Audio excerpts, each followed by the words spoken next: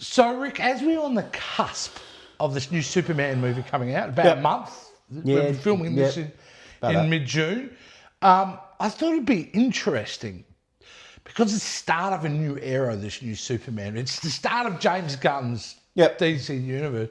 Now, we might go back for the past 25 years and have a look at DC films in general. I like it. It's a chance to go back. And the reason I'm saying 25 years, A, it's a good marker in time, but B, that takes us back to the year 2000. And for me, I've always believed that was the beginning of the golden age of comic book movies, because that was the year X-Men came out. Yeah. And showed the world that, hey, you could do a really good comic book film that makes a lot of money. So yeah, I thought, let's go through all the DC films. Now, when I suggested this to you, I believed, and I bet you believe, was like, well, how many movies are there really? Yeah, well, yeah. When we showed the list, I'm like, is there that many? I'm like, shit. There is a lot that are either DC-specific comic book films or DC-associated, because they've been printed by a printing company that was owned by DC or something like that. So we are including everything, and this is from off of IMDb, this list, so make of that what you will. Should be pretty accurate. But let's start it off, in the year 2000, in the year 2001, Rick, no DC films whatsoever. We had nothing down the slate, because if you remember, that was the time where they didn't know what to do. Superman was in flux. They were going to do that Tim Burton version. Yeah. There was rumours about a Batman and Superman film made by Wolfgang Peterson. They were lost at that point, and they were still reeling from the absolutely apocalyptic train wreck of Batman and Robin at the time. Is that the nipple suit? Yeah, that's it. I think everyone remembers it for that. So, we had nothing for the first couple of years in 2000s from DC. But we did get a couple of interesting ones in the next couple of years. And the first, in 2002, this is actually a graphic novel and was printed by DC Studios, was a film called Road to Perdition. Have you ever heard of that film? I reckon I've seen it probably, it's a while ago, and just from my memory, is that the one with, it was a mob-inspired 1930s? Yeah, it's a 1920s mob-inspired. Tom Hanks, is he in that one? Tom Hanks and the incredible Paul Newman in one of his last roles. Was he in that one? He was fantastic, Paul Newman in that. And based on a graphic novel, it's basically about a mob enforcer's son set in the 1930s. A kid witnesses a murder and his father now has to protect him. It's a great movie, directed by the great Sam Mendes, who went on to make some incredible films and that as well. So, Road to Perdition, if we're going to count it as a DC film, this is a good DC film. It's a really good one. The following year, we had an idea that I think was 15 years too early. And that was 2003, The League of Extraordinary Gentlemen. Sean Connery. I love it. The Avengers before the Avengers was a twinkle in anyone's eye. Yeah. Because that's the concept of the League of Extraordinary Gentlemen, is to grab Victorian era, like popular characters like, the Invisible Man, Dr. Jekyll, Mr. Hyde. Yeah. All these characters, Alan Quatermain. Yeah. And they kind of like an Avengers team. And then, Sean Connery, it's I wouldn't have seen it, but I loved it. I love this movie. I still reckon this movie's, it's good to watch. I like it. It's not for everyone, but I like it. It's a B-grade schlocky film, but it is good. I do enjoy it. It is a guilty pleasure. The reason they got Sean Connery, because he was apparently offered a role in Lord of the Rings, like Fellowship of the Ring. I think he was offered the role of Gandalf. And he was offered a role in The Matrix, and he turned them both down. And he did this. Around the time he said, just get me a big blockbuster. Just get me something. Did it go all right? Is it in the movies or no? No, I think it was. I think it did okay. I think it made its money back. It wasn't exactly a huge hit. I do kind of like it, but it's 15 years too early, because if you made a film like that today, you would have had a different approach. But people are used to team-ups. Yeah. And I just don't know if the audience was ready for a team-up movie that early in the superhero genre at this point. But you could still do it. You can do it now. There have been rumours about, along the way of redoing it. I would love to see a League of Extraordinary Gentlemen redone. I think you could do a streaming show if you wanted to, and it'd be fantastic. Doesn't have to be a $250 million film. It could be done as a streaming series or film, but yeah, pretty rad. That was 2003. So, again, at this time, we're getting offshoot movies from DC, right? Next one is, wow, it has to be recognised that it is a comic book because it is actually taken directly from the comics. And the artist himself is in the movie, and that is American Splendor. And Paul Giamatti plays a role in that as well. It's a very art house, unique, quirky comic book biography, but then fantasy film and it. But the thing is, it deals with nothing really happens in the movie. It just deals with life, the day-to-day doldrum of life. It's a quirky, not everyone's cup of tea. I don't think I've seen it. But critically praised. Was it? Yeah. Oh yeah. The critics loved it. So I thought it was okay, but yeah. However, the next film on this list, that comes out in 2004. So DC in the 2000s. They just pump them out. Then, Rick, let's establish we've already had X-Men, we've already had Spider-Man, we've already had X-Men 2 by 2004, and that's the same year as Spider-Man 2. And we've had Daredevil. So Marvel are pumping it out. They're pumping them out at this time, right? No, not DC. And so what does DC have to offer us? Catwoman. Halle Berry is Catwoman, hey? Who doesn't know this movie's terrible? Well, it is terrible. It is terrible. And what makes no sense is the one thing that almost destroyed the comic book film was going too campy with Batman and Robin. Yeah. So what do? You make another campy film that the audience didn't want. Did not want. Bad. It is, and it hasn't aged well. I think this every list that someone has of the worst comic books movies, this is always in like the top 5. It's one terrible. Of those movies at some point when you're watching it, you go, how did this get made? Yeah, well, who greenlit it? Here we go. Like, what the? Yeah. Oh, Halle Berry. Yeah, there so that was 2004. So DC couldn't be in a worse position because, they've had some minor hits with, some unique offshoot films, but nothing set the world on fire. But 2005 is just about to change everything. And I tell you what, this is a year worth talking about.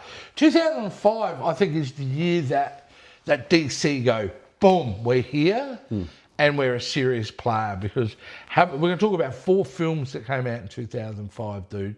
And these things were killer. Talk about the first one, Constantine, with Keanu Reeves. Yes, all the fanboys went off because he wasn't a blonde and he wasn't an Englishman.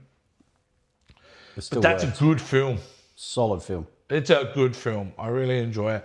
And there's talk about a sequel. I hope they do. I really do, because that kind of world, to bring that out is just... And the storytelling on this movie... I rewatched it probably not long ago, probably about a month ago. Yeah. I rewatched this movie because it's on streaming. I still enjoyed it. I want to see another. I want to see more of this character. Yeah, for sure. 100%. 100%. It's a great... With Keanu. If Keanu... Yeah, Keanu's got to do it. But it had a great cast. I think it was a really good movie, Constantine, and something I think... I don't think it made a lot of money, but the people did see it really. But it's definitely built an audience over the years. The next one is, and I haven't seen this since it's come out, but I do remember enjoying it and going, another great film, and this is based on the graphic novel, you could say, V for Vendetta. Hugo Weaving, Natalie Portman. Nice. Yeah, it's a great film. It's definitely a great film, and certainly a film that it's still very...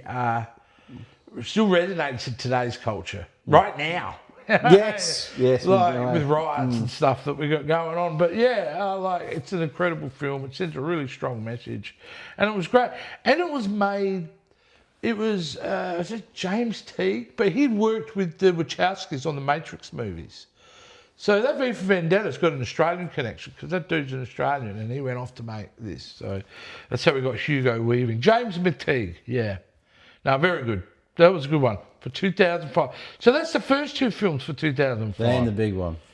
Right? And this is just DC, remember? So the big one, Batman Begins. Started off, for sure. Like, this is where DC really are the first ones to stake their claim of, we can do these movies that they're almost Oscar level.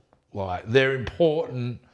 top tier cinema Because we movies. never had seen anything like Quite this. that quality. That quality. Because there's nothing Don't leading get up me to wrong, I love me Spider-Man 1 and 2. Yeah. Sam Raimi. But it's a completely different level. Yeah, it's a different... This is Christopher Nolan establishing a brand new approach to Batman, and I think he does an exceptional job in this film. Yeah. This One is of a the great great film. Out of the trilogy, no one picks it as their favourite, but it's still a great film. And certainly Batman Begins, you know. Christian Bale is great. Bruce Wayne, you know. Plays them both well. Batman and Liam Bruce Wayne. Neeson's fantastic in it. Like, everyone's on fire, so... It's Michael great. Caine. Michael Caine. Can't go wrong with Michael As Caine. Alfred, like, just perfect casting. Oh, The come on. perfect casting. You know, you cannot challenge that.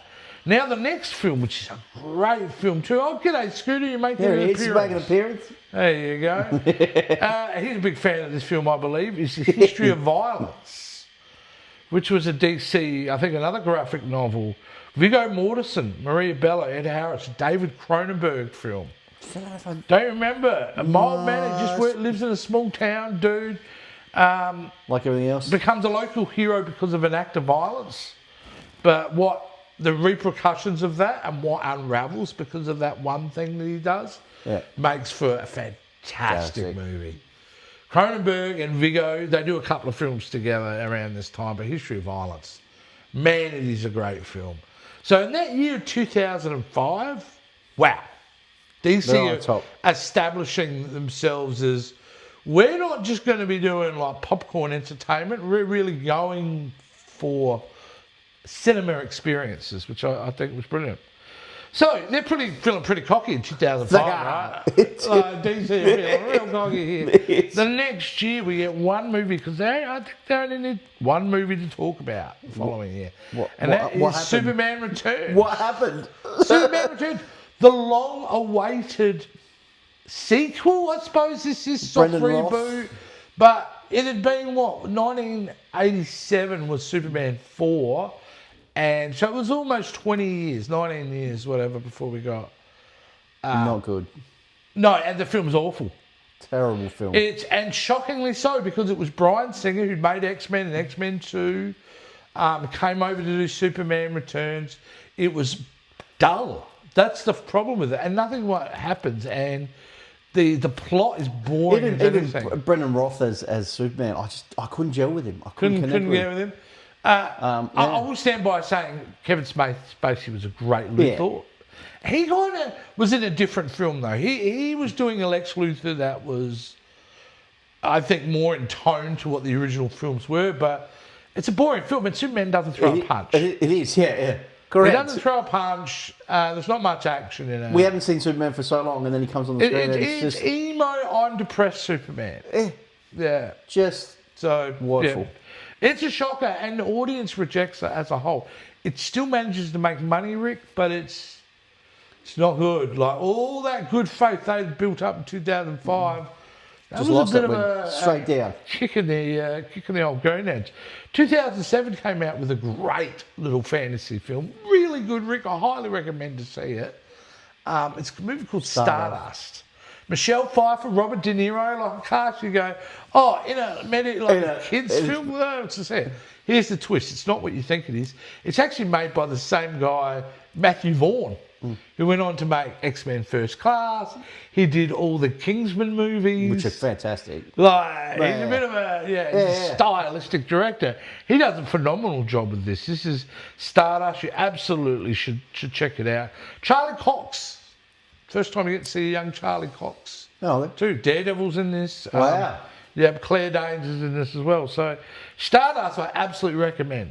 Like, go find it. I'm sure it's on streaming somewhere. Yeah, somewhere. I totally recommend it. I think that's a great one.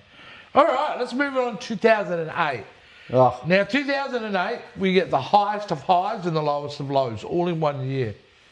Rick? And let's just go with the highest of highs. I don't think...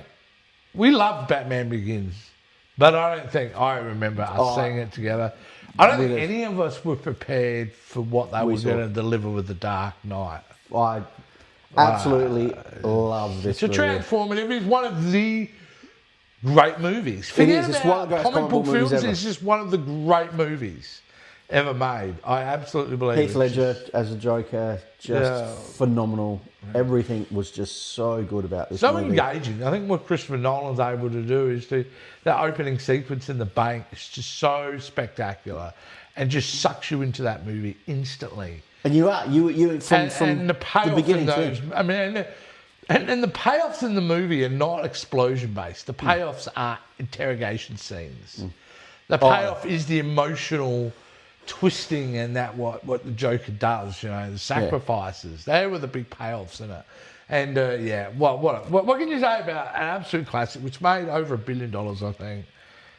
So they're high again. DC gone, man, we've just done it again. Well, Christopher Nolan's just gone, this is what a comic book film could be. Yeah. And, man, it doesn't disappoint. I don't think there's anyone that doesn't. There's no one I haven't heard a bad thing about this movie. I don't think anyone has ever criticised this movie. I'm sure there are people out there who, just for the sake of being anti, would have some issues with that. I'm not saying it's a perfect film, but it is one of the great films. But it's 100%. Absolutely. All right, so let's go on the other side, the upside down world, where they made a film based on. This is a DC property, but really it's more of a spiritual cousin to Sin City. Yeah, Frank Miller. Yeah, Frank Miller's Sin City. Because it's... How could you say? It's done in the same style, but it's one of the worst garbage movies I think I've ever seen. It's the spirit. It's got Samuel Jackson and Scarlett Johansson. Of course it's got Samuel. This Samuel. is Frank Miller directing on his own, and it's a complete and utter misfire. It's uncomfortably bad. Look, I'm not going to try to defend this film. You sure? it's bad. Yeah.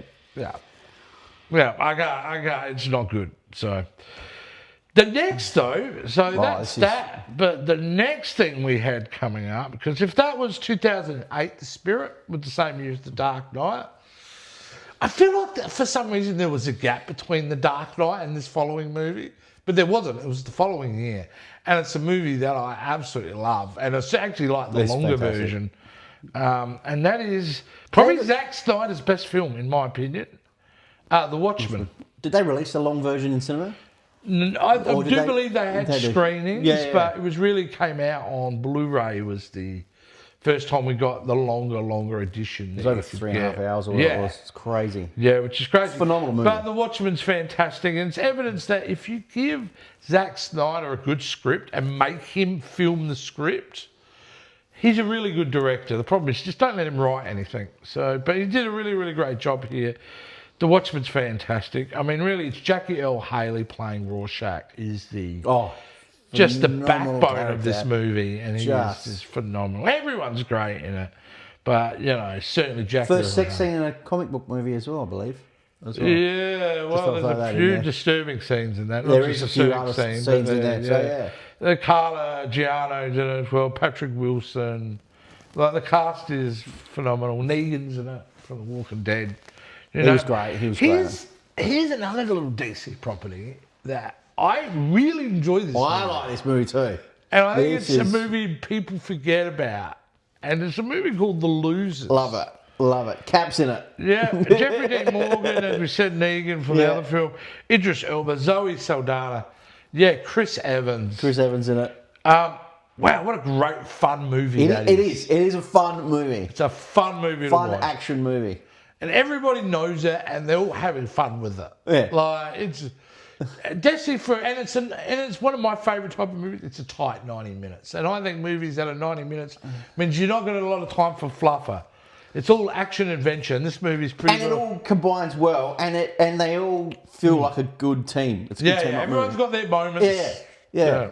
No one outshines each other. It's a good movie. I love it. Losers is real great. It's great. All right. So that's, by the end of that decade, Rick, we'd had some of the greats. We had some of the most garbage in that decade. And I certainly think from 2000 to 2010, DC and Marvel to some aspect, maybe by the end of the decade, Marvel had found its footing, but DC just didn't know what their footing was. And by 2010, they're also seeing the fact Iron Man's come out now, and then they've seen the end of it and realised, oh my God, they're building a cohesive universe. So Marvel's come out and gone, we're building something now. We need to do something. And yeah, I think maybe not right then, but it's within a year or two, they're thinking big time they've got to do it. In 2010, it wasn't over though. We still had a couple of more movies that came out. One was, I can't believe how bad this film is. Yeah, it's terrible. Why they even released it? They should have just wrote it off and never released it. But Jonah Hex, did you ever see that? I've seen it once. Didn't like it at all. No, It was not garbage. at all. Garbage movie. And look, Josh Brolin is a great pick for the character. But the movie they make and the changes they make to his character. No, that's crap. It was garbage. It's an awful film. Do not recommend it. Stay away from Jonah Hex. Red. Oh, I love this movie. It's a great movie. Isn't Absolutely love this movie. John Malkovich in this is just Bruce Willis, the great Bruce Willis. We know it's one of his last great roles. Correct. And then he did all those other kind of like coming to video streaming crap that they forced him to do. But this, I love this movie. I agree. It's so Red's rewatchable. A really fun, good movie. Yeah, solid. Now, 2010, you're not doing too bad. All right, now it's time for us to we're getting into the next decade now. So how is DC going to handle the next year? Big build-up. And it's pretty brave to tackle that character so early on. But they decided they're going to make the Green Lantern. Good director, Martin Campbell. Made films like Casino Royale and GoldenEye. Ryan Reynolds. Likeable guy. Wasn't really as big as he is now. Oh, he's mate, they make a turd. Unbelievable. Poor choice after poor choice with that movie. When it comes to character choices, the giant enemy poo cloud, the suits, all that kind of thing. Just bad choice after bad choice. He knows he made a bad movie. Oh, look, thank God he made Green Lantern, because without him, that film becoming what it is, like, if that thing was a hit, he would have been making 3 or 4 of those. We never would have got Deadpool. Yeah, correct. And we needed that film to be a dud.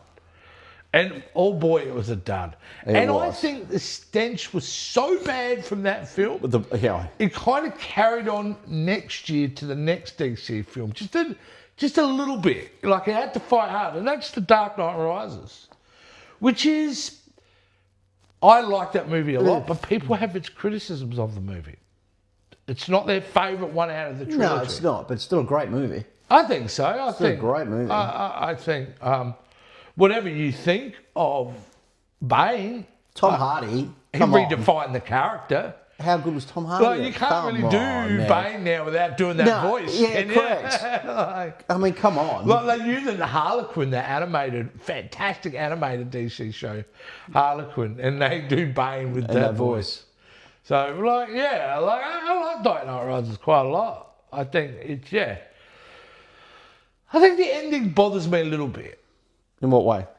Well, I just don't like the whole cafe thing where he sees him at the end. That doesn't sit right with me. Like, that he did find Bruce at the end and things like that. I don't know. There are certain elements that don't kind of work for me. But we can get into that another day when we do a big review of The Dark Knight Rises. But that's 2012. And that's the year, remember, 2012 is a massive year in comic book films because that's the Avengers.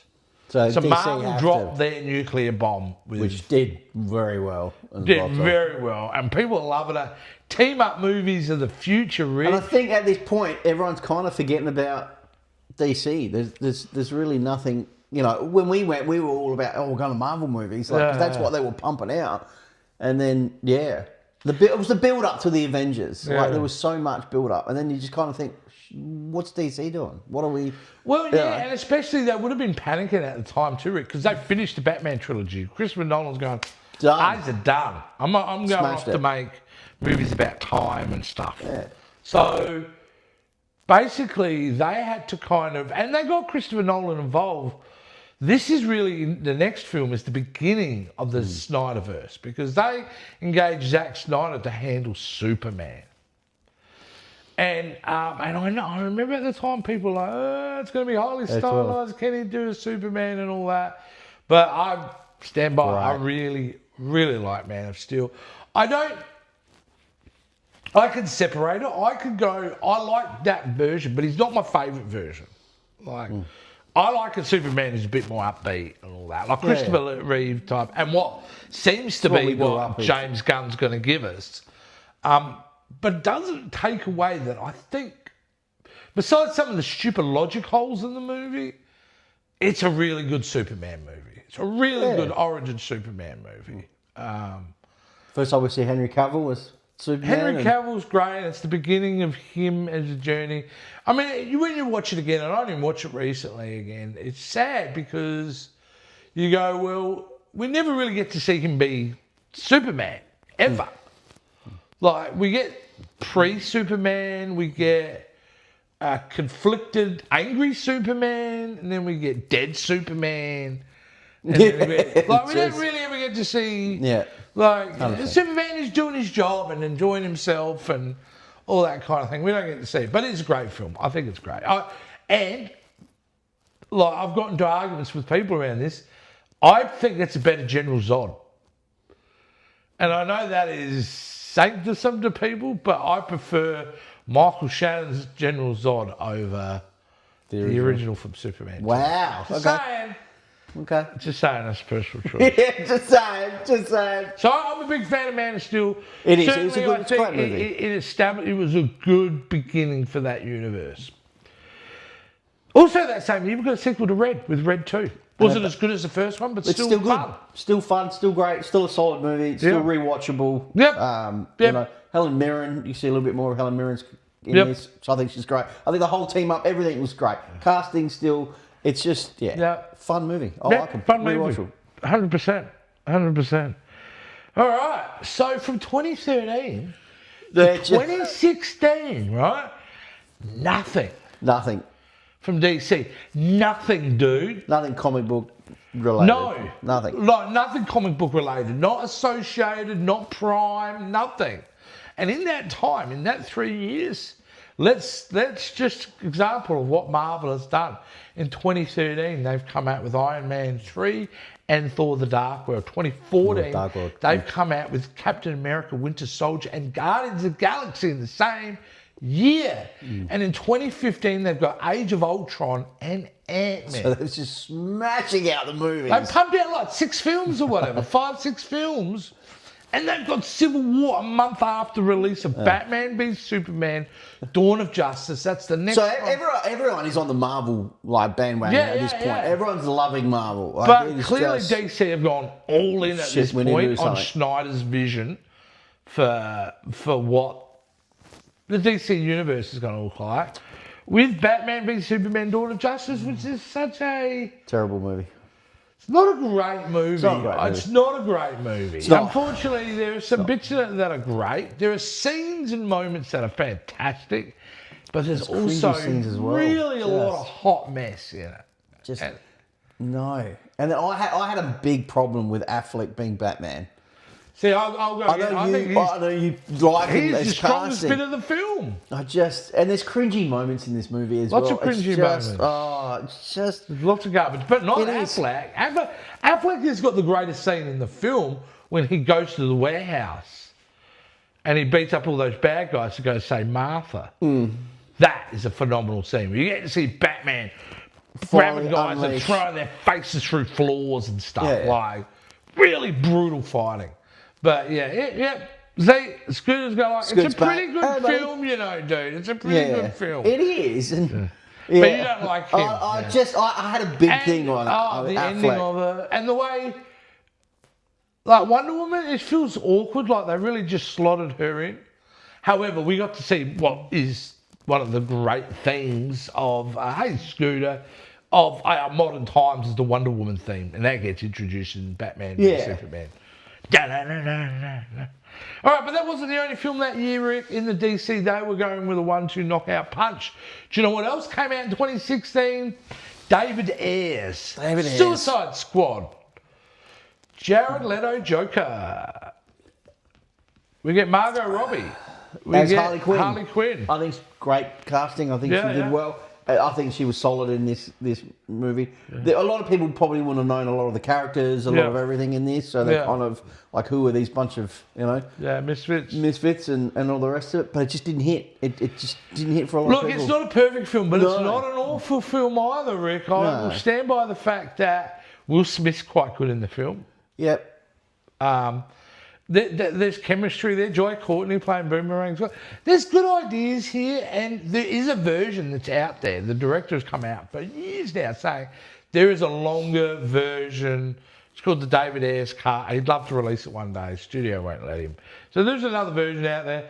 I don't think it's a great film, but I don't think it's a horrible film. No, I think this film, horrible film really copped it quite a lot, like savagely from the critics and some of the fans. So Suicide Squad and Batman's... So by the end of 2016, DC's not feeling super confident, are they? No, they haven't really released anything that's, making money. But they got the next year, which is 2017, and that's a big year for DC, dude. Because you've got 3 films, I think, that year. I'll have a look here. But one which was a big surprise, and I've got to say, is one of the best Batman movies because it talks about the relationship with the Joker better than any other film that come out. And that is the Lego Batman movie. So good. We're on there as Batman. It is amazing, that film. It is a great Batman film too. Yeah. I highly recommend people seeing, because it is hilarious. Will Arnett is the best as Batman. And one Zach of the greatest Batmans. The way he does the Joker, I really like. No, there's a lot to love about the Lego Batman movie. That was a nice surprise. Wasn't expecting it. Kind of thought it was a dumb idea. But it came out. But it came out so well. All right.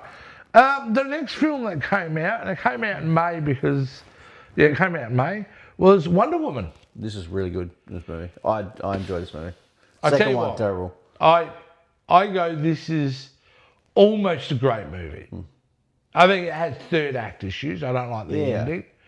But the first 2 acts are as good as anything they've ever put on screen. And unfortunately, it's the best version of Gal Gadot we ever get to see. Yeah. And I don't know whether it was her choice or the directors didn't know how to deal with her, but she's kind of competent here. But, in the other films you get to see how bad, underprepared Gal Gadot is to handle that character, in my opinion. But yes, Wonder Woman's good. Chris Pine kind of steals the movie, got to say. Steve, what's its name? I was going to say Steve Rogers, but it's not. No. It's Steve, though, somebody. Yeah, but I really enjoyed this movie. I liked it. Patty Jenkins directed it, and we kind of firstly see Gal Gadot in that style of role for her. And, like you said, it has its issues. There are some moments where I'm like... I love the setting of it. I think the World War I setting was fantastic. As an origin story, 100%. Now, I think it's... Yeah, the second act when she goes over and starts fighting World War I is absolutely phenomenal. That scene was just running through the trenches. Even the opening in Themyscira, I love. I think it's great. Yeah. All that stuff is really good too. Yeah. But no, I mean at that point you think, okay, DC, they're getting there. They're getting there. The end of that year though, you have Justice League, and I think by then people were getting concerned because we'd heard they were messing around with it. But that was it. This is their Avengers, Rick. That's right. This is going up against Avengers. This is it. This is their top tier characters teaming up for a film. And what now is known as an absolutely disaster. It's a terrible movie.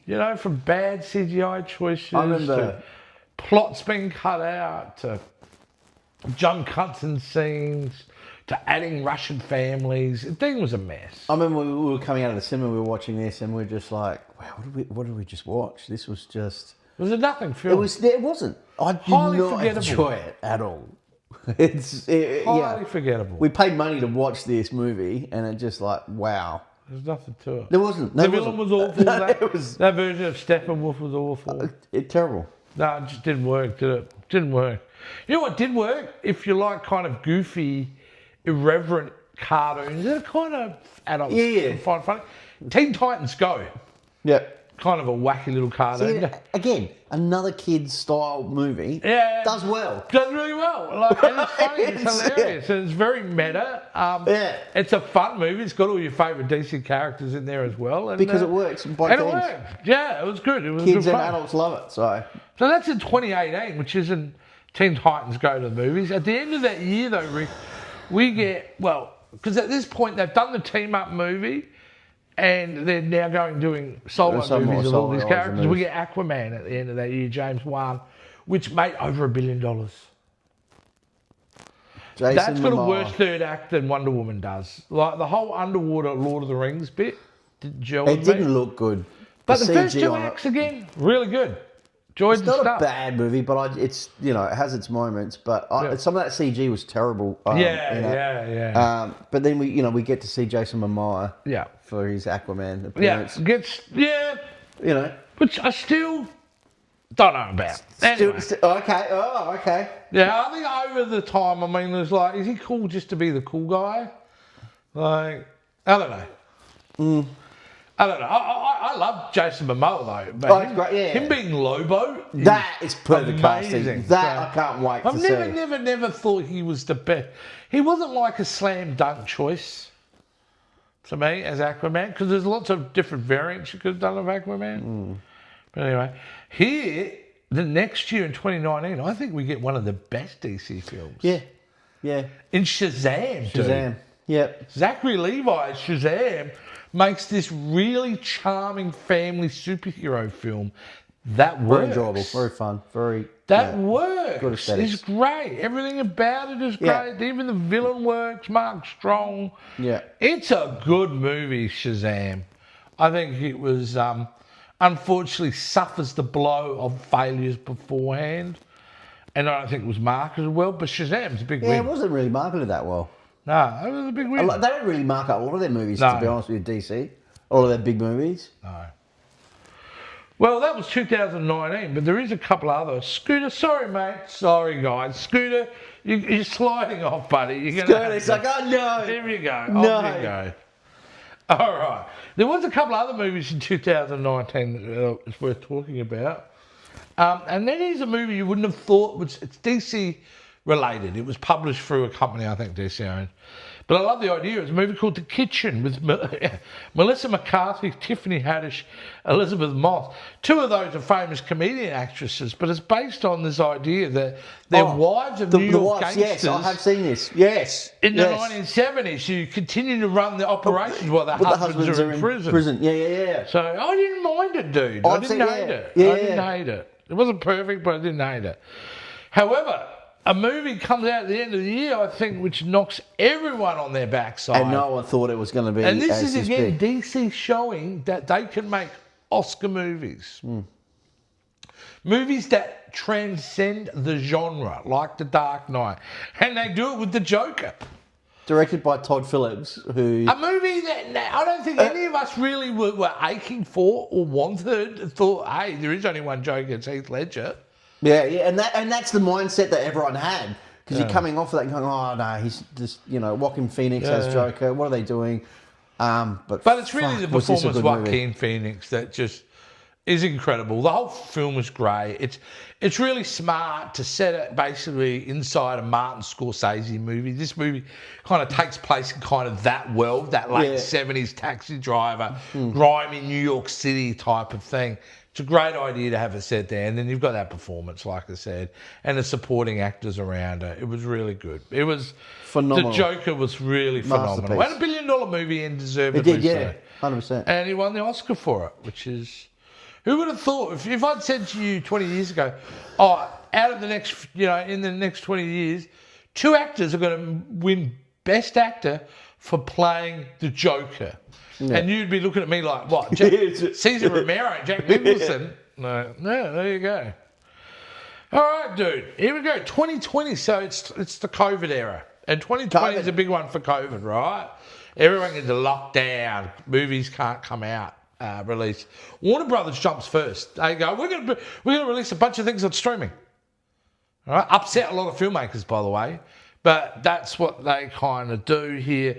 Birds of Prey, I think, was a theatrical release. And it's much maligned. I don't think it's a great movie, but I don't think it's a horrible movie. I think it's just a forgettable movie. Yeah. But Margot Robbie's always value for money. She's always good. When she plays that character, you know she's going to do well. Yeah, I like seeing more of her on screen. And this is a I think a lot of people do.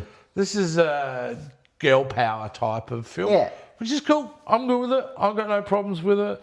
And anytime I get to see Rosie Perez back on screen, love her. Yeah, wow. Here we go. The end of the year, Christmas time. And I think this has come out in streaming as the first one. Caused some issues.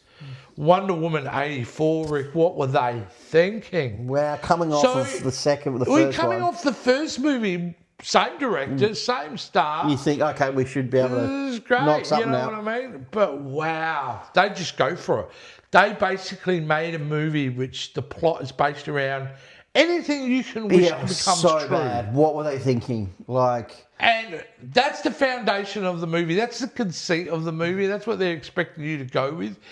And if you don't go with it, which a lot of people did go with that conceit, the movie just plays awful. And it is, it's got a great little opening sequence in the mall. I like very 80s, very kind of reminiscent of the old kind of Richard Donner kind of Superman vibe. But the rest of the film is absolute disaster. I've seen it twice. And I feel bad for Kristen Wiig. She was really good. She wasn't too bad. But we are campy.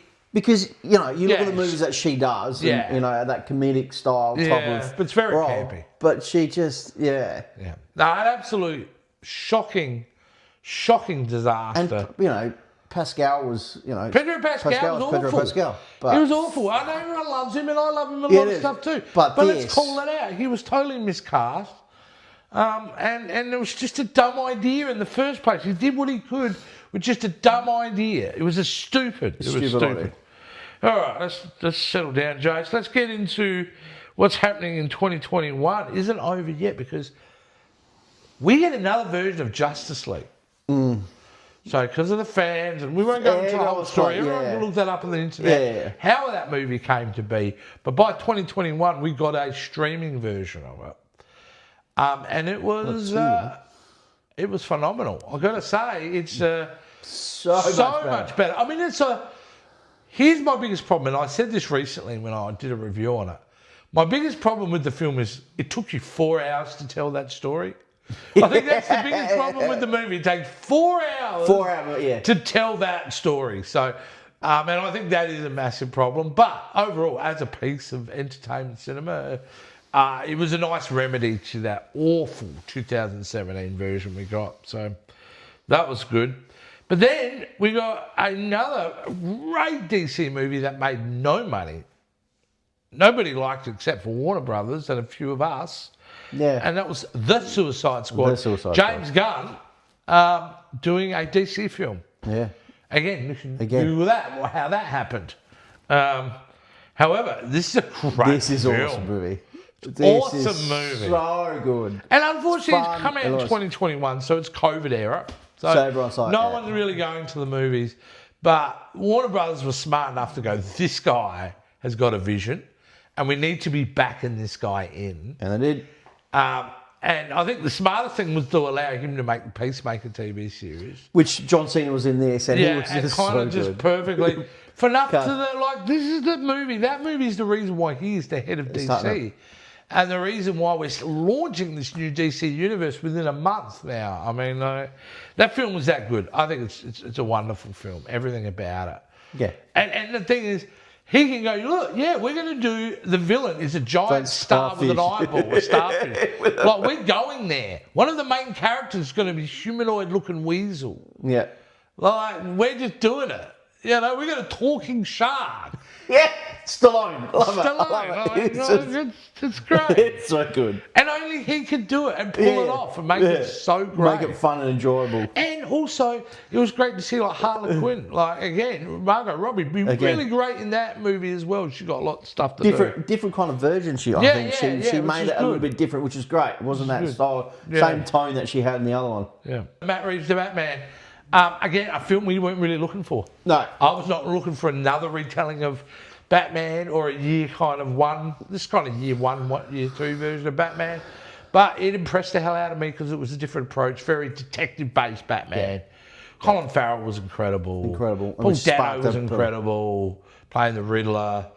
Everyone was fantastic. Like when this movie came out, we announced, I was like, oh, Robert Pattinson. I'm like, as Batman, I'm like, really? Are you seriously? And I wasn't like, nah.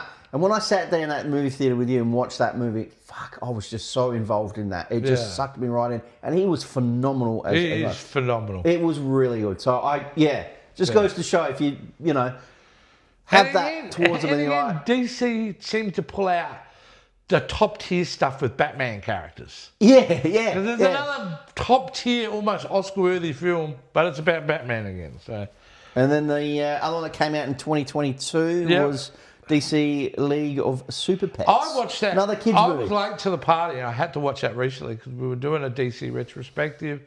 I did not like it. It's Kevin a kids' Hart, film. Dwayne Johnson. Yeah, but they're not funny. They're not funny in it. Kat McGinnis. Yeah. The things that are funny are not them. It's sweet and charming for a throwaway kids film, but that's all it really is. It's got no heart and soul to it. Okay, but that isn't it for 2022. And not for Dwayne Johnson either. Yes. All right. This one, as we know, this was going to save the DC universe. And he promoted it. Going to start a whole new era. And that was Black Adam. In 2022, Black Adam. So bad. Good idea in a sense. The critical mistake was not to tie Black Adam with a film that came out the same year and not to tie those two films together. Yeah. Because they inherently are tied together. They are. Is Shazam. Fury of the Gods comes out the same year, dude. As well as Black Adam. No, sorry. Within 6 months of each other, they come out. I think Black Adam came out in the October, and then Shazam came out in March. As a character, I like Black Adam, but that movie was... Pierce Bronson as Dr. Fate was great. Fantastic. It was great. I didn't mind the Justice Society, but there was them tackling it. But it should have been a film that was intertwined with Shazam. It should have been. Because that's what you're dealing with. And then launch Black Adam into was that more Rock's attitude? Like he's playing the anti-hero. And I look back at that movie, I'm like, fuck, there was nothing enjoyable about that movie. He even wrote Henry Cavill to kind of be a cameo. And at the end, everyone that was like, oh, Cavill's back, like he's trying to, But that was a very average movie. Abomination. Only for it to be beaten to a pulp by another awful film, Shazam! Fury of the Gods. Yeah. Not a great movie, dude. No. Not a great movie. Not a great fan of that movie. So, that was awful. And that's where we're at. By 2023, it's pretty evident that the DC universe, the SnyderVerse, it's kind of in shatters by that point. It's shattered. And they've had their ups, they've had their downs, but they really... and they've tried, and they had opportunity to really seize the moment because of Marvel was having a lull at that point. From 2020 onwards, Marvel was struggling. Without a couple of kind of hits here and there and again, but yeah. The Flash, which had been sitting in development hell forever, finally got made. He's a psycho in real life, so it makes it awkward. The film is great until this is I think a thing where a bad CGI choice destroyed the film because they were trying to make. This is where I disagree with everyone. At the end, when he's in the Speed Force, and everyone goes, the CGI is terrible. Yeah, it's supposed to kind of look video game-ish. That's how he sees the Speed Force. The problem is that it looked close to photoreal, so everyone expected it. So you should have made it more CGI or made it photorealistic. I don't think the film's a terrible film. I really don't. I think that whole section at the end through the Speed Force seeing everybody is kind of cringy, but I don't consider The Flash an awful film. No, I don't see it as an awful film. I think it was a big hype because Keaton, they're making Keaton come back in the the iconic bat suit and all that. Yeah. Then we had the issues with obviously Ezra Miller in that whole in his personal life and all that, which kind of affected the movie and all that. Yeah. But I had it. There was a few moments that I had in that movie which kind of was like, oh really? It just. Well, I had an issue with that opening. It was the opening scene baby with the baby. That just really. It kept showing the baby. It just didn't look. It's a little right. goofy, but I didn't It hate just it. yeah. But overall with everything else, I yeah. I was liked alright. It was alright. there were some cool influences which I kind of liked. I like the Back to the Future element, element. You got two of them, and going to see Michael Keaton returning. That was a big thing for everyone, I think, was to see Keaton come back. I think that movie is much maligned. Now, in the same year came out another film which was not as big, right? No, there's a bit of a hype about it. Was initially supposed to be just come out in streaming, but the confidence in this movie, actually they theatrically released it. And I stand by the movie. And I'm not the only one who stands by the movie. And that's the movie's Blue Beetle. Yeah. Which which is a great, fun, family superhero film. James Gunn loves it. Loves it enough that when he did his purge and wiped everything out, he only kept one character from the remaining DC universe, and that's this version of Blue Beetle. So for James Gunn, he claims the beginning of his DC universe was 2023's Blue Beetle.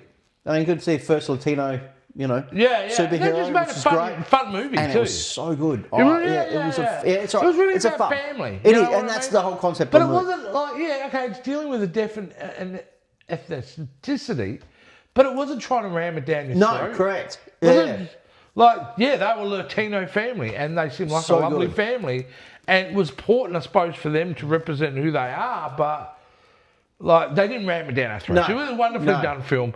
Blue Beetle, I'm glad he's kept it as part of the DC universe, which is really, really wonderful. Really wonderful.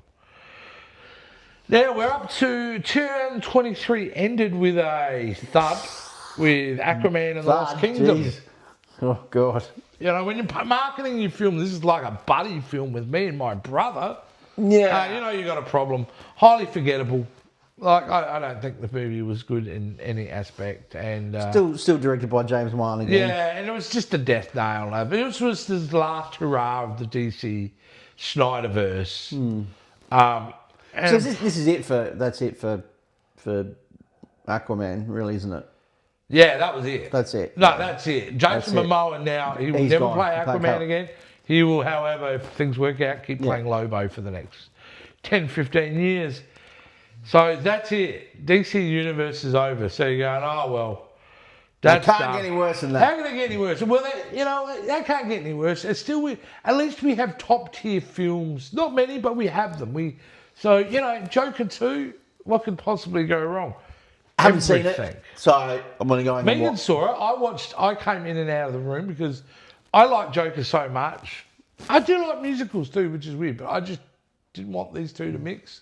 And I got spoiled at the end, and that just made me angry. Oh, yeah, with the Well, we won't spoil it, but it's a terrible ending. It is a terrible ending, and that's what got everyone. Everyone was like... just this weird fever dream of a bizarre movie that it's just not good.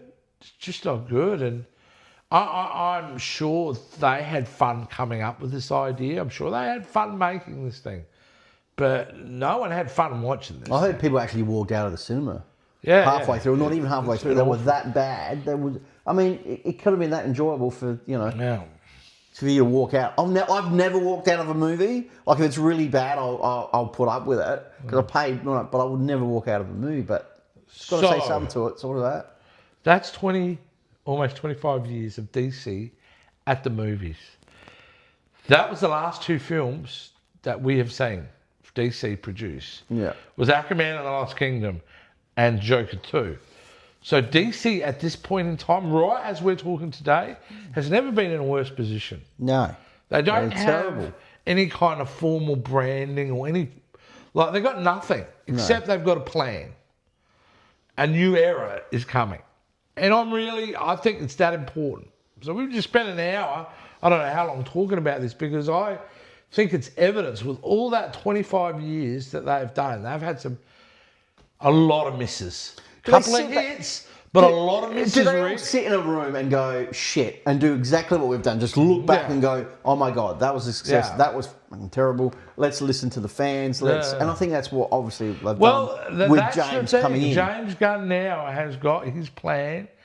He's got his vision, which is a 10-year plan. And honestly, it's all set up for him to succeed, but it's on him.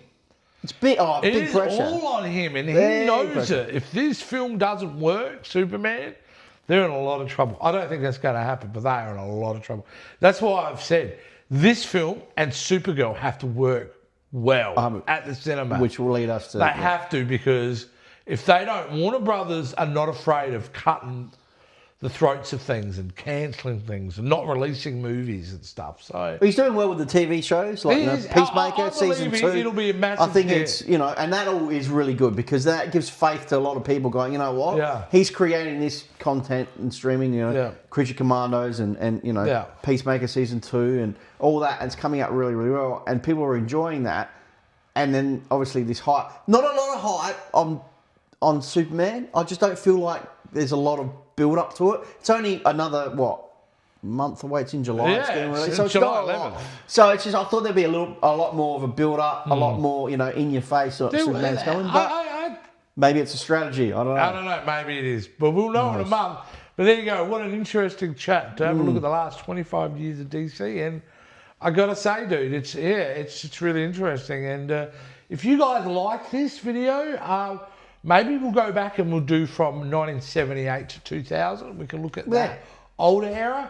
If you think it's of value too, maybe we'll do something in the Marvel. Just drop us a comment over what you want us to talk about. Like Marvel, you could do the MCU from 2008 all the way. We could discuss each of those films. There's lots of things we could do around this space, but certainly out of all that, talking about all those films the last 25 years, boy, this movie better be good on DC and Marvel. Well, they're going to find out because we will definitely do a review when we come out of that cinema, Jay. So, all right, Rick, that's it. We'll can you let the guys know how they can connect with us? Guys, all you need to do is drop us a comment down below. Guys, we really appreciate if you like, subscribe, and follow. That helps us with the algorithm. And all the links are down below, guys. Appreciate it. All right, Scooter, it's time for us to go. Say goodbye. See you guys.